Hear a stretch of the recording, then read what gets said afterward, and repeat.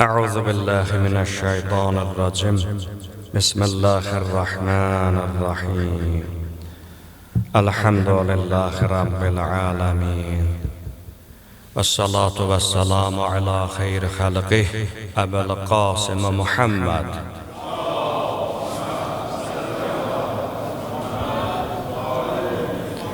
وعلى أهل بيته الطيبين الطاهرين المعصومين المنتجبين، فلعنة الله على أعدائهم ومنكر فضائلهم أجمعين من الآن إلى قيام يوم الدين. أما بعد، قال الحكم في كتابه محكم الكريم: بسم الله الرحمن الرحيم. إن الله وملائكته يصلون على النبي يا أيها الذين آمنوا صلوا عليه وسلموا تسليما. اللهم صل على محمد وآل محمد. والسلام عليكم ورحمة الله وبركاته. Əziz və dəyərli möminlər, bugünkü moizəmizin mövzusu Peyğəmbər salavatullah və onun əhl-i beytinə göndərilən salavatın əhəmiyyəti, dəyəri, savabları haqqında olacaqdır. İndicə diqqətinizə çatdırdığım mübarək ayə Əhzab surəsinin 56-cı ayəsi idi ki, Uca Rəbbimiz bu ayədə: ey iman gətirənlər, Allah və onun mələkləri Peyğəmbərə salavat göndərir, siz də ona salavat göndərib onu layiqincə salamlayın deyə bizə əmr etməkdədir. Təfsir əhli bu ayənin təfsiri haqqında müxtəlif nəzərlər, fikirlər, təhlillər irəli sürüblər. Salavat dedikdə nə nəzərdə tutulur? Uca Rəbbimizin salavatı nədir? Mələklərin salavatı nədir? Bizim salavatımız nədir? Şübhəsiz ki, bizim salavatımızla Rəbbimizin və ya mələklərin salavatı bir-birindən fərqli məna çalarlara malikdir. Uca Allah tərəfindən Peyğəmbər və onun əhl-i beytinə salavat göndərilir dedikdə şübhə yoxdur ki, burada iki mühüm məsələ öz əksini tapır.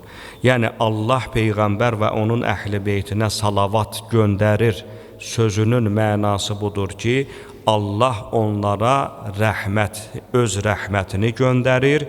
İkinci mənası budur ki, onların məqamını daha da getdikcə ucaldır, yüksəldir. Mələklərin salamı dedikdə isə mələklərin Peyğəmbərimizə etdiyi, onun əhl-i beytinə etdikləri dua və ehtiram mənasındadır. Əgər diqqət etdinizsə, Allah və onun mələkləri ifadəsindən istifadə edilib. Yəni, Uca Rəbbimiz ayəni belə nazil edib, təfsir əhlinin rəyinə görə burada mələklər arasında istisna yoxdur. Yəni, bütün mələklər Peyğəmbər və onun əhl-i beytinə salavat göndərərlər. Mələklərin də salavatının dedik iki mənası var. Birincisi dua edirlər və növündən asılı olmayaraq bütün mələklərə aiddir bu ifadə. Əzraili də, Cəbraili də, ərşi daşıyan mələklər də, kəribiyyun mələkləri də və s. və ilaxır. Cənnətə təyin edilmişlər də, cəhənnəmə təyin edilmişlər də. Bir sözlə, bütün mələklərin hamısı Peyğəmbər və onun əhl-i beytinə salavat göndərirlər. Onların salavatının mənası nədir? Deyirik, iki şeydir. Birincisi dua, İkincisi isə ehtiram. Yəni, onlar göndərdikləri salavat vasitəsi ilə Peyğəmbər və ali Peyğəmbərə öz ehtiramlarını bildirmiş olurlar.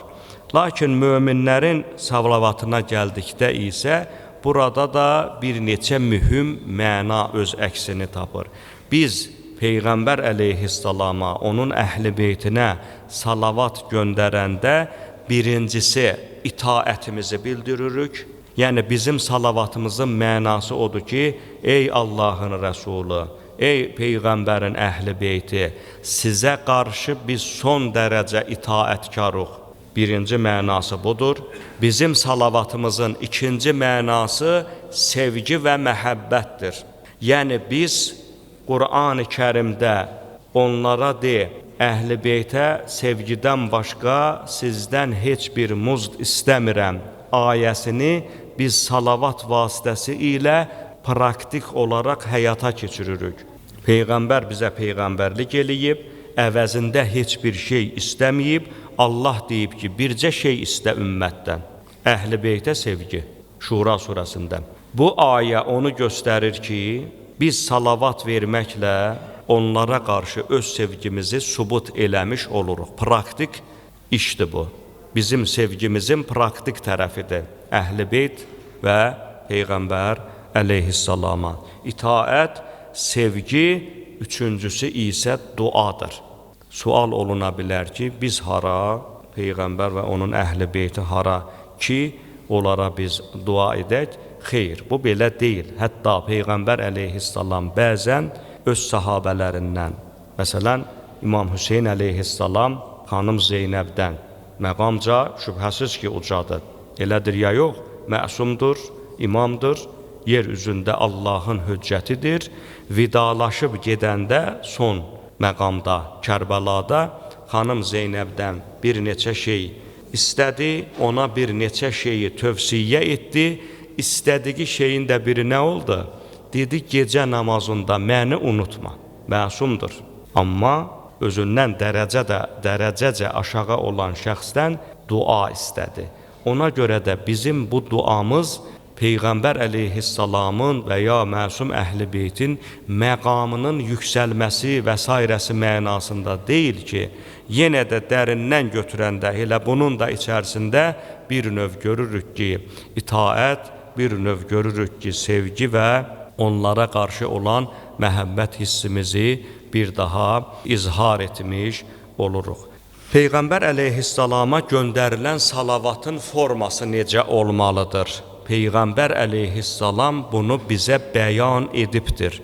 Əfsuslar olsun ki, bəzən Peyğəmbərə yarımçıq salavat göndərilir. Məsələn, Allahumma salli ala Muhammed deyilir, ardı yoxdur. Allahumma salli ala Muhammed və ali Muhammed. Bu salavat batildir. Hətta nifrətə layiqdir. Niyə? Birincisi ona görə ki, şəriətin sahibi Peyğəmbər salavatullahın özüdür. O nəyi necə əmr edibsə, nəyi necə göstəriş veribsə, onun göstərişinin əleyhinə hərəkət etmək icazəli deyil.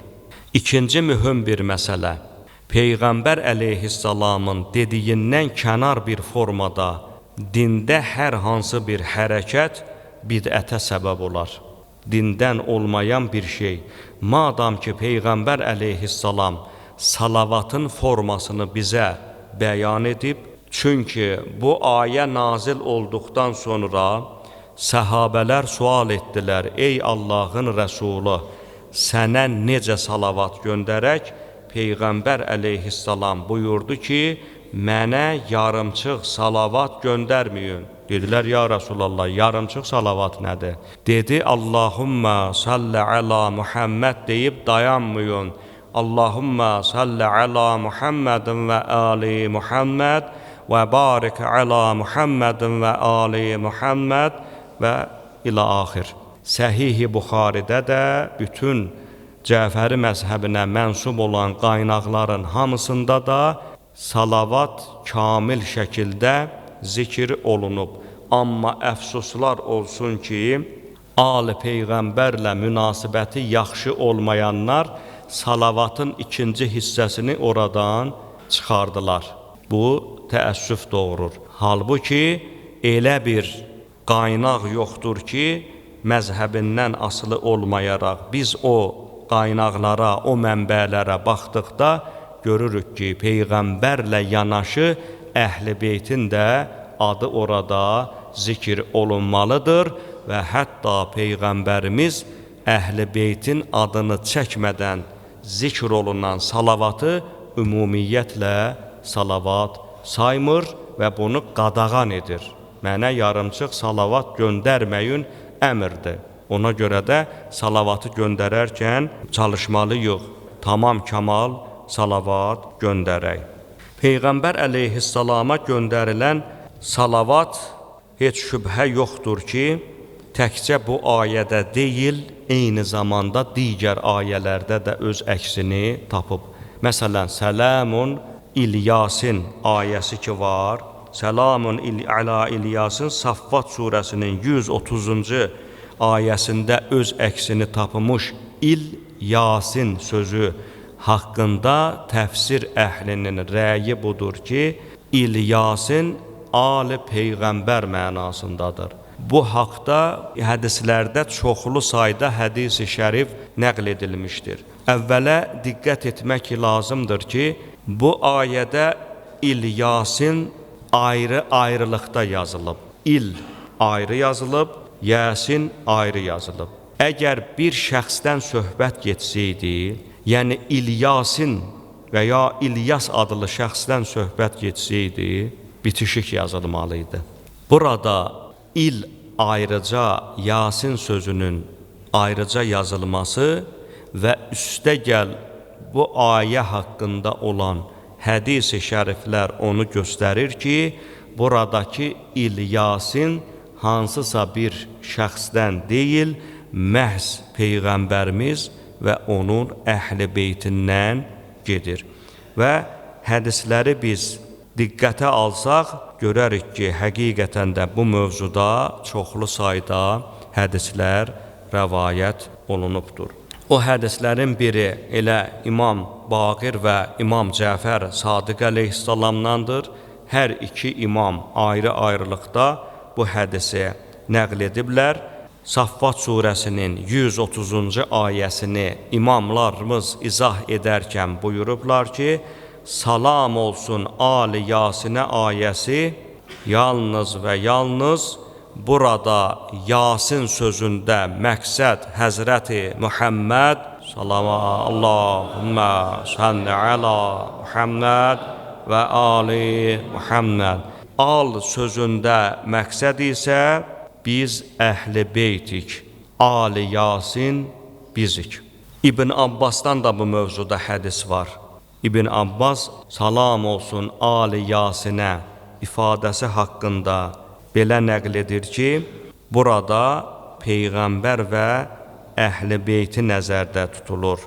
Hər kəs Peyğəmbər və Ali Peyğəmbərə salavat göndərsə, qiyamət günündə onların dostu kimi, onların yaxını kimi məhşər səhnəsinə gətiriləcəkdir. Deməli, bu ayə həmi bayaq dediyimiz Əhzab 56, həm də indi qeyd etdiyimiz Saffat 130-cu ayə isbat eləyir ki, biz daim Peyğəmbər və onun əhl-i beytinə salavat göndərməliyik. Çünki hər iki ayə bizə bunu əmr edir və üstəgəl Ali Peyğəmbərdən nəql edilmiş rəvayətlər, hansı ki, bir neçəsini sizin diqqətinizə çatdırdıq.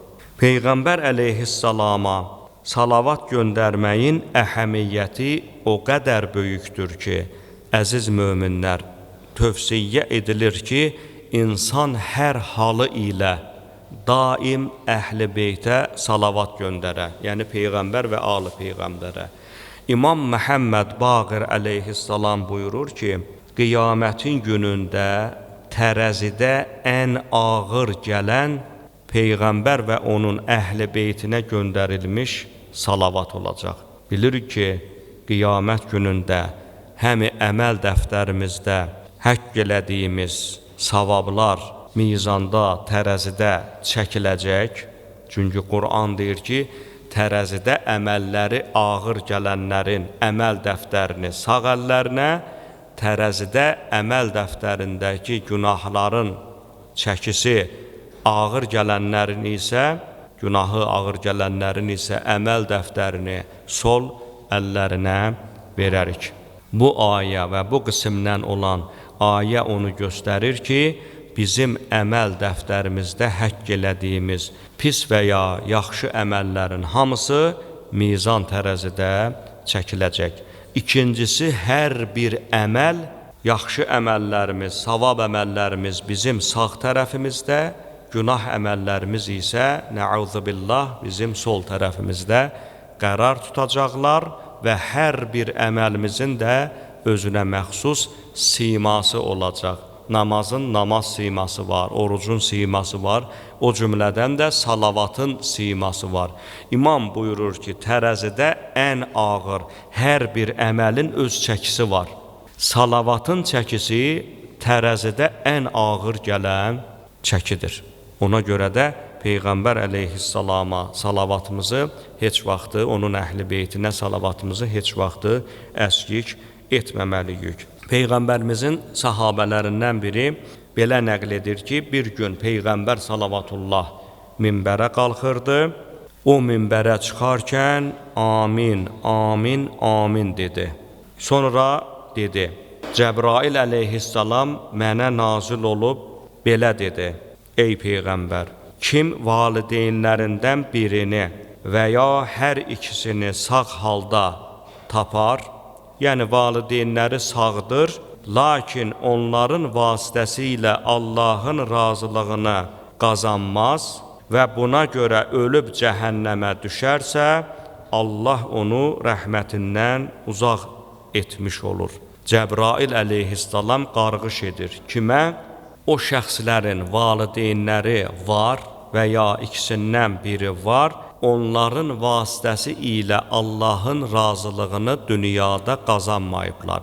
Allahın razılığını qazanmaq, yəni valideynlərinə xoş münasibət göstərməyiblər, valideynlərinin dualarını almayıblar. Belə şəxs Allahın rəhmətindən uzaqdır. Cəbrail əleyhissalam deyir ki, onlar cəhənnəmlik olacaq. Peyğəmbər deyir ki, mənim birinci aminim Cəbrailin bu duasına idi. İkincisi, kim Ramazan ayına yetişər, lakin bu ayda bağışlanmazsa və beləcə ölüb cəhənnəmə düşərsə, Allah onu öz rəhmətindən uzaq etsin. Mən də dedim, amin. Üçüncü aminim Cəbrail əleyhissalam dedi ki, ya Rəsulallah, kim sənin adını eşidər, amma sənə salavat göndərməzsə və ölüb cəhənnəmə düşərsə, Allah onu rəhmətindən uzaq etsin. Mən də dedim, amin. Deməli, salavat bu dərəcədə vacib, fərz edilmiş bir əməldir. Təsəvvür edin, bircə səbəb kifayət eləyir salavatın əhəmiyyətini deməyə. Heç ayələri, hədisləri qoyaq bir kənara, əgər namazımızda təşəhhüd ki oxuyuruq, təşəhhüddə Peyğəmbər və onun əhl-i beytinə salavat göndərməsək, namaz batildir. Necə qəlbinən, harda qılırsan, qıl, fərqi yoxdur. Əgər namazın içərisindən bircə dənə o salavat cümləsini çıxar, bütövlükdə namaz getdi bada, oldu batil. Təkcə bu kifayət eləyir ki, Peyğəmbər və onun əhl-i beytinə göndərilmiş salavatın nə dərəcədə uca Rəbbimiz yanında savabı vardır. Digər bir hədisdə Peyğəmbər əleyhissalam xəbər verir ki, Cəbrail əleyhissalam nazil oldu və mənə belə bir müjdə verdi. Dedi ki, həqiqətən Allah sənə belə buyurur, kim sənə salavat göndərərsə, mən də ona salavat göndərərəm. Kim sənə salam verərsə, mən də ona salam verərəm. Mən də Cəbrail əleyhissalam deyir. Peyğəmbərə bu xəbəri çatdırandan sonra Peyğəmbərimiz deyir ki, elə ki Cəbrail əleyhissalam bu xəbəri mənə gətirdi, mən dərhal səcdəyə qapandım. Deməli, sənin, mənim Peyğəmbər və onun əhl-i beytinə göndərdiyimiz salavatın müqabilində Allah da bizə salavat göndərir. Allahın da salavatının mənası nədir? Dedik, həmi bizim məqamımızı ucaldar, necə ki Peyğəmbər və onun əhl-i beytinin məqamını ucaldır və həm də bizə rəhmət gözü ilə baxar. Deməli, Peyğəmbər əleyhissalama göndərilmiş salavatın bu dərəcədə əhəmiyyəti vardır. Və hətta Peyğəmbər və onun əhl-i beytinə göndərilən salavat duaların qəbul olunmasında əsas meyar kimi göstərilir. Hədis müttəqilərin imamındandır. Əli əleyhissalam buyurur ki, hər bir dua Peyğəmbər və onun əhl-i beytinə salavat göndərilməyənədək məhcubdur. Yəni, o dua qəbul olmaqdan məhrumdur. Mənası bu olur ki, hər kim istəyirsə ki, duaları uca Rəbbimizin dərgahında qəbul olunsun, mütləq duanın əvvəlində də, duanın sonunda da Peyğəmbər və onun əhl-i beytinə salavat göndərsin. Başqa bir hədisdə biz görürük ki, bir gün bir nəfər İmam Cəfər Sadiq əleyhissalamın yanına gəlir. O şəxsin adı Əbu Səbbah olub. İmam əleyhissalamdan öz narahatlığını imama bildirir. İmam əleyhissalam ona gözəl bir şey öyrədir. İmam buyurur ki, sənə elə bir şey öyrədimmi ki, onun vasitəsi ilə Allahın rəhmətini qazanasan və Allah həmin vasitə ilə sənin üzünü cəhənnəmdən çevirə, yəni səni cəhənnəm odundan uzaq eləyəm. Əbu Səbbah deyir, mən şövqlə dedim ki, bəli, ey Peyğəmbərin oğlu. İmam əleyhissalam belə buyurdu. Baxın ha, həm Allahın rəhmətinin nazil olmasını deyir, həm də cəhənnəmdən xilas olmağın yolunu göstərir. İki şey, imam deyir, əgər bunu eləsən, bunları qazanacaqsan.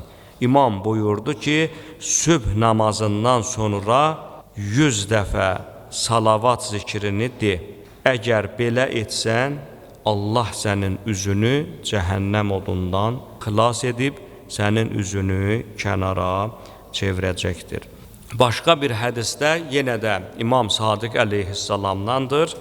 Buyurur ki, kim bir gün ərzində 100 dəfə salavat göndərsə Peyğəmbər və onun əhl-i beytinə, Allah onun 100 ehtiyacını yerinə yetirər, onun 30-u dünya üçün, 70-i isə axirət üçündür.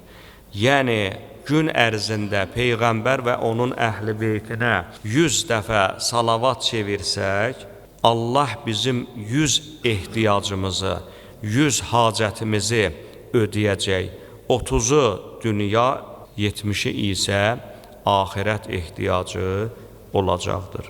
Deməli, bu hədis və bunun misalında olan digər hədislər onu göstərir ki, Peyğəmbər əleyhissalama göndərilən salavatın bizim həm dünya, həm də axirət işlərimiz üçün çox ciddi təsirləri vardır. Amma salavatı çevirərkən onun formasını bilirik, hədislər əsasında qeyd etdik, səsi ucaltmaq lazımdır. Düzdür, Ramazan ayının son günləridir, hamı yorğundur, hiss olunur salavatın tonundan ki, hamımız yorulmuşuq. Amma unutmayaq ki, salavat zamanı səsimizi qaldırmağın özünün çox böyük bir fəziləti vardır. İmam Cəfər Sadiq əleyhissalam bu hədisi buyurub, Abdullah ibn Sinan adlı səhabəsidir. İmam əleyhissalam buyurur ki, Allahın Rəsulu belə buyurdu. İmam da ata-babaları vasitəsi ilə birbaşa Peyğəmbərin özündən nəql edir. Hədis silsilətu zəhəbdir, yəni qızıl zəncirdir. Ona görə ki, hədisin sənədində hamısı məsumlardır. İmam Sadiq, İmam Baqirdən, o İmam Əli ibn Hüseyndən, o Hüseyin ibn Əlidən, o Əli ibn Əbu Talibdən, o da Peyğəmbərdən belə nəql edir. Mənə salavat göndərərkən səsinizi ucaldın, çünki bu nifaqı, yəni iki üzlülüyü, münafiqliyi aradan aparar. Deməli, əziz möminlər, nə qədər yorğun olsaq belə, salavat çevirərkən bacardığımız qədər səsimizi ucaltmaqda bizim üçün faydalar vardır. Digər bir hədisində Peyğəmbər əleyhissalam gün ərzində göndərilən salavatın miqdarına görə hansı savab əldə eləyəcək, onu da bizə xəbər verib. Həzrət Peyğəmbərimiz buyurur ki, kim mənə bir dəfə salavat göndərsə, Allah ona 10 dəfə salavat göndərər. Dedik ki, Allahın salavatının mənası nədir? Bizə rəhmətdir və bizim dərəcəmizi qaldırar. Kim mənə 10 dəfə salavat göndərsə, Allah ona 100 dəfə salavat göndərər. Kim mənə 100 dəfə salavat göndərsə, Allah ona 1000 dəfə salavat göndərər. Görürsünüz, 1-ə 10'dur. Kim mənə 1000 dəfə salavat göndərsə, Allah onu heç vaxt cəhənnəm atəşi ilə əzablandırmaz. Allahın Rəsulu bu sözünü bitirdikdən sonra ardınca belə buyurdu. Bəyəm siz Allahın bu ayəsini eşitməmisiniz, sizi zülmətdən nura çıxartmaq üçün mələkləri ilə birlikdə sizə salavat göndərən odur. Allah möminlərə rəhim edəndir.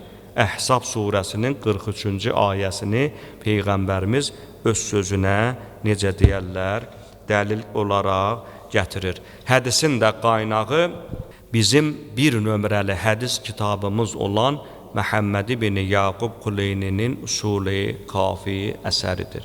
Görürsünüzmü? 1-ə 10 savab bizim üçün nəzərdə tutulubdur. Peyğəmbər əleyhissalam bir hədisində ona salavat göndərməyən şəxslərin haqqında çox paxıl ifadəsini işlədib.